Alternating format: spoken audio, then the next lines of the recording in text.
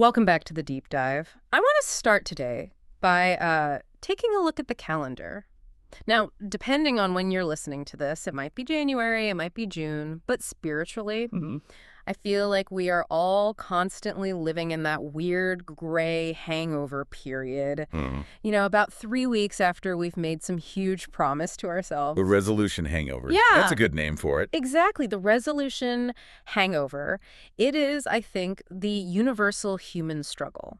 You know the feeling I'm talking about. You have this moment of just clarity. Right. Maybe it's New Year's Eve. Maybe it's your birthday. Maybe it's just a random Tuesday where you look in the mirror and you just say, enough. This is it. This is the day. This is the day. And you get this burst of manic energy. You buy the expensive running shoes. You download the meditation app. You go to the grocery store and you throw out all the junk food. You are going to change. You are going to be a machine. And for about, 72 hours, you were a machine. You're unstoppable. Days 1, 2, and 3 are a breeze. Okay. You're high on your own supply of motivation. But then day 4 happens. Oh, day 4 or week 2. Right. The alarm goes off at 5 a.m. and it's cold outside and the bed is so warm. And suddenly that reasonable habit of going for a run, it feels like you're trying to summit Mount Everest without oxygen. And the old habits, the ones you swore you were done with, they don't just knock on the door, do they? They let themselves in with a key they kept hidden under the mat. They slide right back in. The doom scrolling, the procrastination, the late night snacking. Yeah. And here is the worst part, and I think this is what we really need to unpack today. It's the shame. The shame spiral. Because when you fail at that resolution, you don't just think, oh, I messed up the plan. You think, I'm broken. You blame your willpower. You think, I just didn't want it enough, or I'm just inherently lazy. And that internal monologue is... It's incredibly destructive. And it's also, based on the research we're diving into today, completely incorrect. See, that is the hook that got me. The idea that willpower is not the problem. Because I am tired of blaming my willpower. I feel like I have plenty of it for things I actually care about. But for these big changes, it evaporates. It's not a character defect. That's the key takeaway. The source material we have on the table today, and we're looking at Chapter 2 of Atomic Habits, it proposes a completely different theory. Okay. It suggests that when we fail to change, it is almost never because of a lack of effort or even a lack of desire. It's because of two very specific things. We are trying to change the wrong thing, or we are trying to change it in the wrong way. The wrong thing or the wrong way? That sounds, I don't know, oddly simple for how complex the problem feels in my own life. It sounds simple, but the implications are, well, they're radical. Specifically, today we are going to focus on that first part, changing the wrong thing. Okay. Most of us, when we want to change, we focus entirely on the results. We focus on the outcome, the six-pack abs, the finished novel, a clean garage, the $1 million in the bank account. Well, sure. I mean, that's the point, isn't it? That's why we're doing all the work. And that's the trap. The source argues that real lasting change, the kind of change that actually survives past day 4, isn't about what you achieve. It is entirely about who you become. Who you become. Okay. I want to pause on that because, it sounds a little bit like a greeting card. Circles. It sounds a little like just believe in yourself and the rest will follow. And I know our listeners, they are skeptical. They want the mechanics, not just the mantra. And they absolutely should be skeptical. This isn't about manifesting or positive thinking in some kind of vacuum. This is about the architecture of behavior. It's behavioral psychology. We are going to look at why your habits are actually just evidence of your identity. Evidence of your identity. Yes. And how, if you don't change the underlying operating system of how you view yourself, then no amount of life hacks or productivity apps or just brute force willpower will ever make a lasting difference. I love that idea of an operating system because if the OS is glitchy, it doesn't matter how nice the app is, it's just going to crash. Precisely. You can try to install a new program, let's call it gymroutine.exe, but if the operating system is still running LazyPerson 2.0, the system will reject the installation. It's an incompatible file. Okay, so let's get under the hood then. The source material uses a really specific visual analogy to explain this operating system concept. It's the layers of an onion. Yes. The onion analogy is really, really helpful here because it gives us a spatial way to think about where our goals actually live. So imagine 3 concentric circles, like a target or, well, the layers of an onion. Okay, I'm visualizing it. Let's start from the outside and peel our way in. What is that outer layer? The outer layer is outcomes. This is the surface. This is where most of the world lives and breathes.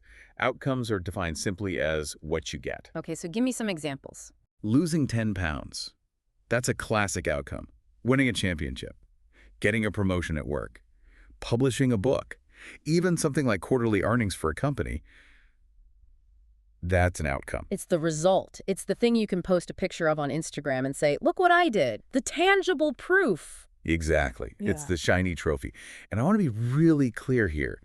There is nothing inherently wrong with outcomes. We all want good outcomes. The problem isn't that outcomes are bad. The problem is that we think they are the cause when they're actually the effect. Okay, so that's the skin of the onion. Let's go one layer deeper. What's in the middle? The middle layer is processes. Ah. This is what you do. This is where all your habits and your systems live. So if the outcome is losing weight, the process is. The process is the specific gym routine you follow. It's the meal prep system you do on Sundays. If the outcome is publishing a book, the process is the writing schedule you keep every morning from 6 to 7 a.m. If the outcome is a tidy house, the process is the decluttering protocol you use when you get home from work. You've got it. Okay, so I see the distinction. Layer 1 is the goal. Layer 2 is the method. Correct. And for the vast majority of people, this is where the entire conversation about change stops. They set a goal, layer 1, and they pick a plan, layer 2. They think, if I just find the right plan to get the right goal, I'm set. I just need a better workout routine. I just need a better diet. I just need a better to-do list app. That's my whole life. Right. But in doing so, they are completely ignoring the core. They are ignoring the heart of the onion. Layer 3. Layer 3 is identity. This is what you believe. Oof. Okay, that got deep fast. What you believe. It's your worldview. It's your self-image. It's the collection of judgments you hold about yourself and about other people. It's all the biases and assumptions that are running in the background of your mind, often without you even realizing they're there. So just to recap, outcomes are what you get. Processes are what you do. Identity is what you believe. Yes. And here is the crucial insight from the source material. The problem isn't that one layer is better or more important than another. You need all three. You need a destination, which is the outcome. You need a map, which is the process, and you need a driver. And that's the identity. Okay. The problem is the direction of change. Where do we start? The direction. Most people try to build habits outside in. They start with the results first. They say, I want to be skinny. That's the outcome. Then they move to process. So I will force myself to stick to this restrictive diet. And they just completely skip the identity part? Or Rather, they assume the identity part will just sort of happen later. They have this belief, if I suffer through this diet long enough and I finally get skinny, that I will finally be a healthy person. I see that. It's, I'll hate myself all the way to the finish line, and once I cross it, I'll magically love myself. Yeah, exactly. And that is a recipe for absolute failure. Because in the meantime, while you are forcing yourself to do the process, your identity hasn't changed one bit. You still see yourself as the person you were before you started. Just a slightly more miserable version of that person. Precisely. Right. The alternative, and this is the game changer, is what the author calls identity-based habits. This is building habits inside out. You start by focusing on who you wish to become, not what you want to achieve. Okay, I want to push back on this a little bit because focus on who you want to be sounds great in theory, but in practice it sounds a little abstract. You know, if I want to quit smoking, I don't want a philosophy lecture about my soul. I just want to stop putting cigarettes in my mouth. How does this actually look in the real world? That is a completely fair objection. So let's ground this. Let's look at the smoker scenario from the text, because it makes this distinction perfectly clear. It's a tale of two people who are trying to resist a cigarette. Okay, set the scene for us. Imagine two people. Both have smoked for years. Both are, at this moment, trying to quit. You walk up to person A and you offer them a cigarette. Person A says, no thanks, I'm trying to quit. I have heard that phrase 1,000 times. I've said that exact phrase about sugar 1,000 times. I'm trying to cut back. It sounds totally reasonable. It sounds like they're making an effort. It sounds reasonable, yes. But listen very carefully to the language. I'm trying to quit. What does that imply about their identity? Who are they? It implies that they are still a smoker. Yes. It implies I am a smoker who is currently attempting to be something else. They're hoping their behavior will change, but their deep down belief about who they are at their core hasn't shifted an inch. They're swimming upstream against their own self-image. They're a smoker who is essentially holding their breath, just hoping the urge goes away eventually. Perfect way to put it. Now, look at person B. Same situation. You offer them a cigarette. Person B looks at you and says, no thanks, I'm not a smoker. I'm not a smoker. It's such a tiny difference. 3 or 4 words. It's a small shift in words, but it is a massive seismic shift in reality. I'm not a smoker signals a change in identity. It says, smoking was part of my former life, not my current one. They are no longer identifying with the behavior they want to stop. It's like it draws a line in the sand. This is who I was, this is who I am now. It does more than that. It creates a situation where smoking would now be a direct contradiction to who they are. If person A smokes, they're just failing at their try. It's a setback. If person B smokes, they are contradicting their very existence. They're lying to themselves. But wait. Isn't that just lying? I mean, if person B smoked a pack yesterday, and today they say I'm not a smoker, aren't they just being delusional? Isn't that just fake it till you make it? That's the common skepticism, and it's a good question. I can't just say I'm an athlete if I'm sitting on the couch eating chips. But the point isn't to lie about your past. It's to align with your future. It's about setting the standard for yourself. If you truly believe I am not a smoker, when the craving comes up, your first thought is, well, that's weird because I don't smoke. It creates what psychologists call cognitive dissonance. Cognitive dissonance, that's the concept that our brain hates contradiction, right? It wants things to line up. Exactly. We'll get deeper into that in a minute, but essentially, your brain wants your actions to match your labels. If your label for yourself is, I'm trying to quit, your brain fully expects you to struggle. The struggle is part of the identity. Right, the trying is the point. But if your label is, I'm not a smoker, your brain expects you to just walk away. It's simple. It's what a non-smoker does. So person A is fighting this epic battle against their own nature. Person B is just acting in alignment with their new nature. Yes, and this is precisely why outside-in change usually fails. The text calls this the sabotage of the old self. You can have a new goal, which is layer 1, I want to be healthy, and a new plan, layer 2, I'll eat salads.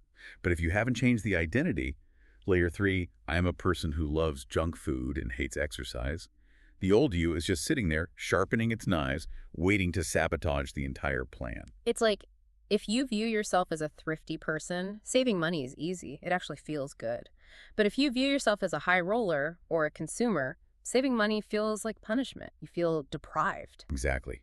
If you identify as someone who prioritizes comfort above all else, you can buy the gym membership. But the moment you feel tired, which is inevitable, your identity, I choose comfort, will override your goal. I want muscles. You'll choose the couch every single time because that's what you do. The source material actually uses a really heavy analogy to drive this home. It steps away from individual psychology for a moment and looks at political systems. It compares this whole dynamic to democracy versus a dictatorship. I found this part fascinating. It really illustrates the structural problem of bad habits. It's not just a momentary lapse. So break that down for me. Well, think about the infrastructure of a democracy. It is founded on a set of core beliefs, a national identity, if you will. Beliefs like freedom, majority rule, social equality, the right to voice an opinion. Right. The identity of the system is liberty. Now think of a dictatorship. The core beliefs are absolute authority, strict obedience, control, and fear. A completely different operating system. Now imagine you are a consultant and you go into a dictatorship and you say, hey, I have a new goal for you. We want to implement voting. You bring in the ballot boxes. That's the process. You set a goal for high voter turnout. That's the outcome. But you leave the dictator in power. You leave the secret police in place. You leave the identity of the entire system as total control. What happens to the habit of voting? It fails. It gets crushed. Or it just becomes a sham election where everyone votes for the dictator. Precisely. It's incongruent. The system isn't designed to support that behavior. In the exact same way, if your personal system is built on the identity of I'm a disorganized person or I'm messy, trying to install a clean your desk every day habit is like trying to hold a free and fair election in a dictatorship. The system will reject it. That is terrifyingly accurate. I feel like I have a little dictator in my head sometimes. We all do. And that dictator is our old identity. So we aren't just fighting the urge to leave our socks on the floor. We're fighting the entire systemic infrastructure of our own minds that says we are the kind of person who leaves socks on the floor. That's who we are. Correct. Behavior that is incongruent with the self will not last. You might be able to force it for a week. That's the New Year's burst of energy. But eventually, the system corrects itself and returns to its default setting. Okay, so we know the trap. We know why we fail. But, and here is where it gets really interesting for me. When you do align the behavior with the identity, or when you somehow manage to flip that switch, the motivation changes completely. It stops being a should and starts being a must. It moves from external pressure to internal pride. Right. And the text tells the story about a guy named Brian Clark. And honestly, when I started reading it, I thought, where is this possibly going? Because it's about a grown man and his fingernails. Chuckles. Yes, the fingernail story. It's a classic example of this principle in action. So Brian is this entrepreneur. He lives in Boulder, Colorado. Successful guy, by all accounts. But he has this one habit that he just cannot shake. He chews his fingernails. And not just a little bit. He's done it since he was a kid. It started as a nervous rhetoric, but it had turned into what he called an undesirable grooming ritual. Which is a very polite and clinical way of saying he gnawed his fingers until they were ragged and probably bleeding. And like most of us with a bad habit, he tried to stop using pure willpower. He would resolve to stop chewing them, and he would manage to let them grow out a tiny bit. And then something stressful would happen, and he'd chew them all off again. The cycle of failure. We've all been there. But then he did something really interesting. He decided to leverage a different kind of motivation. He asked his wife to schedule him a manicure. Now pause there. Imagine the context.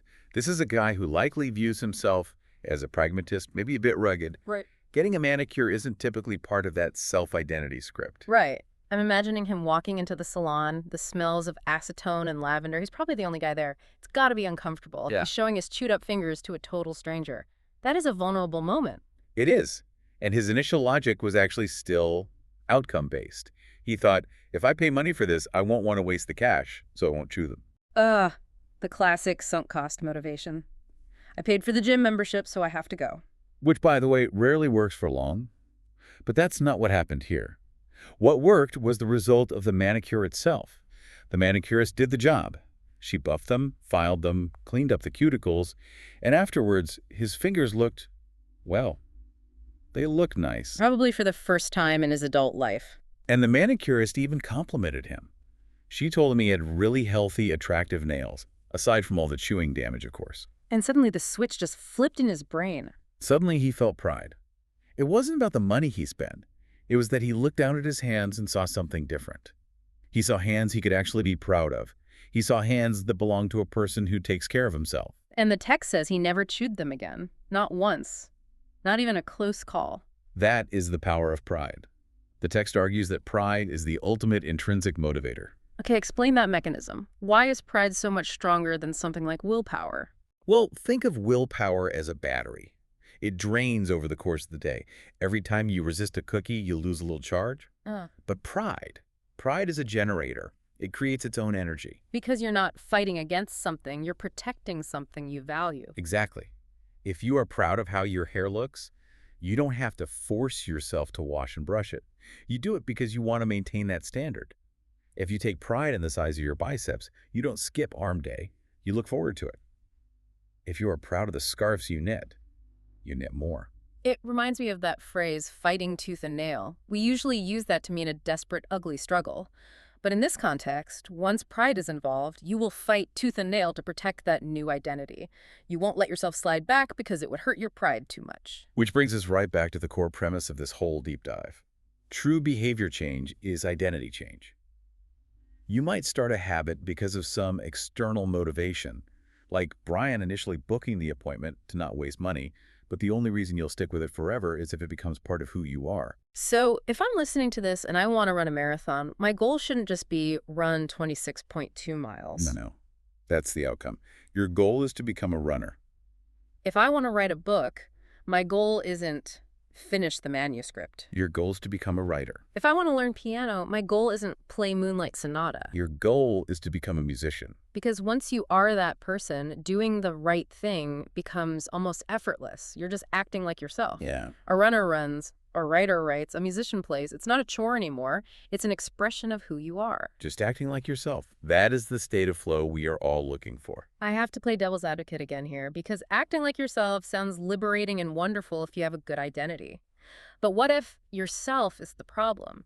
What if I genuinely believe deep down that I am lazy or unintelligent or clumsy? You've just hit on the double-edged sword of identity. Because we all have those scripts running in our heads. I know I do. I have a script that says I am bad with technology. Oh, that's a very common one. It really is. And every single time my computer glitches, I throw my hands up and say, well, of course, I'm bad with tech. And I immediately stop trying to fix it. I call IT right away. I don't even try to Google the solution. I just give up because it confirms what I already believe. That is the dark side of identity. Identity change is this incredible force for self-improvement, but it can also be a curse. It creates what the text calls cognitive slumber. Cognitive slumber. That sounds like the title of a sci-fi thriller, but I have a feeling it's something much more mundane and insidious. It's exactly what you just described with the computer. Yeah. It's when you blindly follow the norms and assumptions attached to your identity without ever questioning them, you fall asleep at the wheel of your own choices. So when I say I'm bad with tech, I'm essentially just going into sleep mode. Yes, you are outsourcing your behavior to a pre-written label.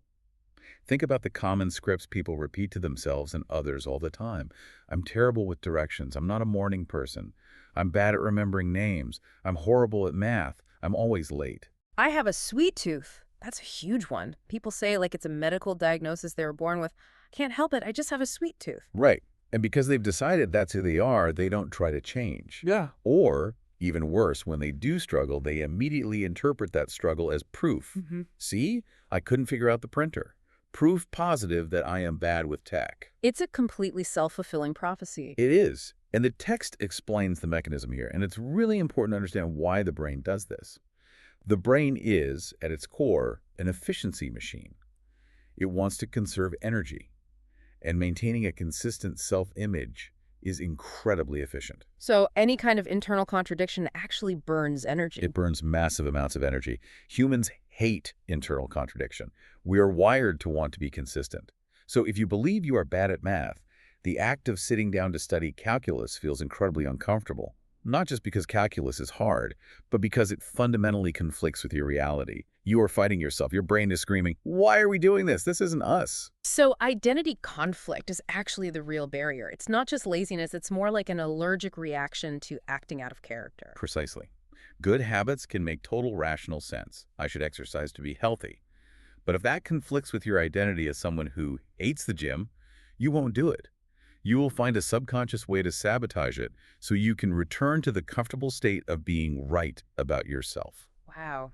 So we would rather be right about our flaws than risk being wrong about our potential. That is a profound way to put it. Yes. So what's the solution? If we are stuck in this cognitive slumber, how do we wake up? Because it feels a little dangerous to just say, okay, I'm not that person anymore. It feels unmoored almost. The requirement, according to the source, is unlearning.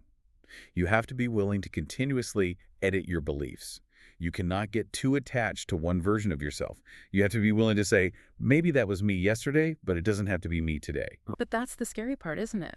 If my identity isn't fixed, if I'm not just born this way, then where does identity even come from? If I wasn't born bad at math, why do I feel so strongly that I am? That is the million-dollar question.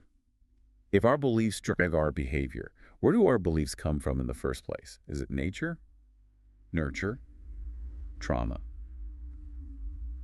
The source gives an answer that is incredibly empowering, but also one that puts the responsibility squarely back on our own shoulders. Okay, lay on me. Identity emerges out of habits. Wait a minute, hold on. We just spent 20 minutes saying identity drives habits. Now you're saying habits drive identity. Which one is it? It's a loop. That's why we call it the identity loop. They feed each other. Yeah. But the origin point, the place where the seed is first planted, is usually the habit. Mm. We are born with preset beliefs. You aren't born believing I am a coffee drinker or I am a punctual person. No baby is born waiting for a latte, that's for sure. Exactly. Those identities are learned and conditioned through experience. Yeah. You act a certain way, you see the result, you repeat it, and eventually, after enough repetitions, you attach a label to yourself. Okay, so I act a certain way, and that action teaches me who I am. Yes.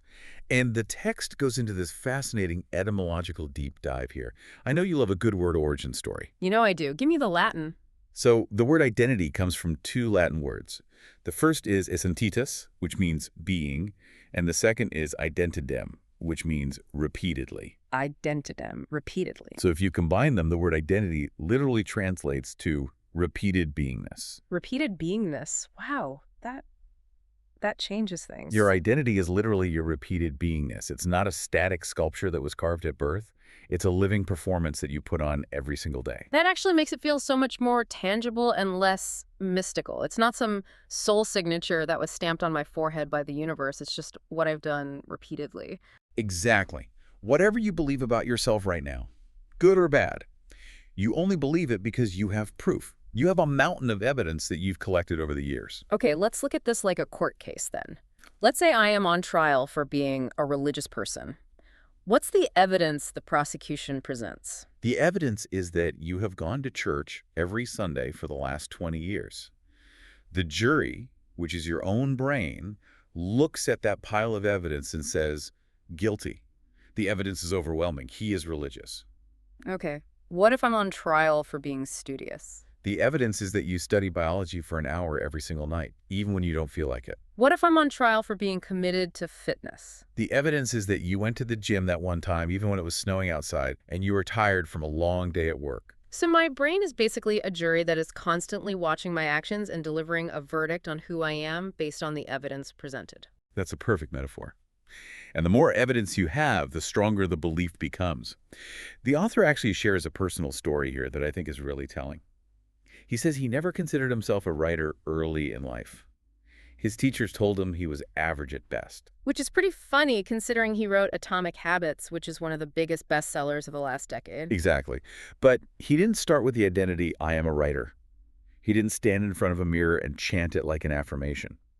He started by publishing articles every Monday and Thursday. That was it. He did that for the first few years of his career. He just did the work. He created the evidence. He did the work. And as the evidence grew, article after article, week after week, year after year, his identity slowly shifted. He didn't just think he was a writer anymore.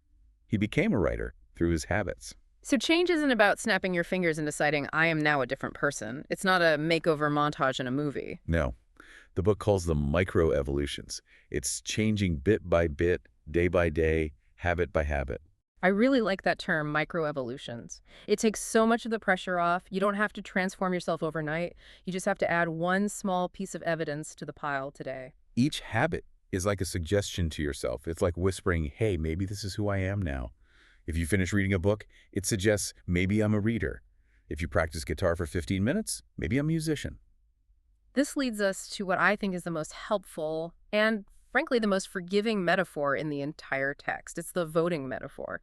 And I want to spend some real time on this because for me, this was the moment where the anxiety of perfection finally let go. Yes.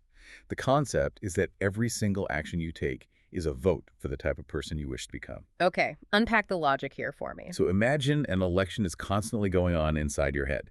You have candidate A, who is the old you, and you have candidate B, who is the new you. Okay, so candidate A is lazy couch potato me. Candidate B is fit active me. Right. Now, every time you make a choice throughout the day, you cast a vote. You wake up in the morning. Do you hit the snooze button? That's one vote for candidate A. Do you get up right away? That's one vote for candidate B. Okay. Do I eat the donut for breakfast? That's a vote for A. Do I eat the oatmeal? That's a vote for B. Exactly. Now, here's the crucial part. Does one single vote ever decide a major election? No, of course not. One vote is basically meaningless on its own. Right. And does a candidate need to win 100% of the votes to win an election? No, they just need a majority. That is the insight that saves us all. In any election, you do not need a unanimous vote to win. You just need to win the majority of the time. That is so huge because I think we all feel that if we eat one donut, we've completely ruined our diet. We feel like, oh no, I cast a vote for the bad guy. The election is over. I lost. That is the perfectionist trap. But under the election logic, casting a few votes for a bad habit is perfectly okay. The lazy you is allowed to get a few votes now and then. You can skip a workout. You can eat a pizza. That doesn't mean you aren't an athlete. It just means the other candidate got a vote today. As long as the athlete you gets the majority of the votes over the course of the week or the month, the athlete you wins the election and becomes the incumbent. Exactly. It changes the entire game from a pursuit of perfection to a strategy of accumulation. I'm not trying to be perfect. I'm just trying to stack the ballot box in favor of the good me. I love this because it makes every small action count. Sometimes I feel like, why bother doing 5 push-ups? That won't get me in shape. But under this model, those 5 push-ups are a vote. They count toward the majority. They matter. They are evidence. And the more votes you cast for the good me, the more you start to trust yourself. That's another key point the text makes. Habits teach you to trust yourself. You begin to believe, hey, I can actually accomplish these things I set out to do. So it's a feedback loop. New habits provide new evidence. New evidence slowly shapes a new identity. And that new identity makes it easier and more natural to stick to the habits. But, and this is the warning label, if you keep casting the same votes you've always cast, you're going to get the same results. If nothing changes, nothing changes. The outcome of the election will be the same landslide for the old you that it was last year. So we need to start casting new votes, but how? The text gives us a very specific two-step process for this, and I want to walk through this slowly because this is the real how-to section of this deep dive. It is. It's a very simple framework, but it does require some genuine reflection. Step 1 is, decide the type of person you want to be. Which sounds simple, but is actually a really, really big question. Who do I want to be? That can induce a bit of an existential dread if you're not careful. It can. And it applies to individuals, to teams, even to nations. What do you want to stand for? What are your principles? What are your values? I feel like a lot of listeners right now might be thinking, I have no idea who I want to be. I just know I want to lose 20 pounds. Or I just know I want to finally write that book. And the text acknowledges that ambiguity. Yeah. It says most people don't know the identity they want. They only know the result they want. They want the six-pack abs or less anxiety or a higher salary. They know the outcome, which is layer 1 of the onion. So if I only know the outcome, how do I figure out the identity? You reverse engineer it. You start with the result you want and you work backward. You ask yourself this question: who is the type of person that could get the outcome I want? Okay, let's play this out. My outcome is I want to write a book. Who is the type of person who actually writes a book? Well, is it someone who waits for inspiration to strike? Probably not. It's probably someone who is consistent, someone who is reliable, someone who sits down and writes even when they don't feel like it. So my new identity goal isn't author necessarily. It's I want to be a consistent and reliable person. Yes. Because if you become a consistent and reliable person, the book will eventually exist as a byproduct of that identity. Let's try another one. Weight loss. Who is the type of person who could lose 40 pounds and keep it off? A healthy person. Yeah. Someone who respects their body. Someone who plans ahead and doesn't just rely on whatever's convenient. Right. So now the focus shifts completely. You stop focusing on the number on the scale, that's the outcome, and you start focusing on being a person who respects their body. That's the identity. The book suggests that creating specific identity statements can be really powerful here. Things like, I'm the kind of teacher who stands up for her students, or I'm the kind of manager who advocates for his employees. I'm the kind of friend who remembers birthdays and calls just to check in. That's a good one. That's a great one. So that's step 1. Define the identity you want. Step 2 is simple. Prove it to yourself with small wins. Small wins. Not grand, heroic gestures. Not grand gestures. Small, consistent votes. The text tells the story of a friend of the author who lost over 100 pounds, and her strategy was purely identity-based. She didn't follow some complex diet fad. She didn't buy a Peloton she couldn't afford. She just asked herself one simple question all day long. What would a healthy person do? That's it. That was her heuristic. That was her decision-making filter for every single choice she made. Okay, walk me through her day with that filter. She's at a restaurant for lunch. She looks at the menu. She really wants the burrito. But she pauses and asks, what would a healthy person order? The burrito or the salad? And a healthy person would probably order the salad. She's deciding how to get to work. Would a healthy person take a cab or would they walk the few extra blocks? A healthy person would walk. She's sitting on the couch on a Saturday morning. Mm-hmm. Would a healthy person watch cartoons for 4 hours or would they go to the gym for 30 minutes? So she used this imaginary healthy person as her role model for every tiny decision. She figured if she just acted like a healthy person long enough, eventually she would become that person. She was casting votes. Every time she chose the salad, she cast a vote. Every time she walked, she cast another vote. And eventually, after hundreds of those little votes, she won the election. She did. And she was right. She lost the weight, of course, but more importantly, she became a healthy person. Now she doesn't have to ask the question anymore. She just orders the salad because that's who she is now. I love that strategy because it removes so much of the emotion and shame from the decision. It's not, I want the burrito, but I shouldn't have it because I'm fat. That's shame-based, and it's draining. It's just a simple, objective question. What would a healthy person do? It's almost like you're role-playing. It is role-playing. Yeah. You are essentially faking it till you make it, but with a very specific positive target in mind. You act in alignment with the identity you want until that identity finally takes over and becomes your default. The source mentions that this is a loop. Habits shape identity, and then identity shapes habits. It's a two-way street. But it emphasizes that the focus must be on the values and principles driving the loop, not on the results. Yes, because results are fleeting. You lose the weight, then what? If you haven't changed the underlying identity, you'll gain it all back. We see this with lottery winners all the time. They get the outcome, millions of dollars, but they still have the identity of a spender or someone who is bad with money. So they lose it all. But if you are a healthy person, you just stay healthy. If you are a wealthy person, in your mindset, you keep and grow the wealth. Precisely.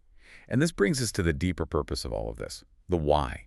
Why does this distinction matter so much? The North Star.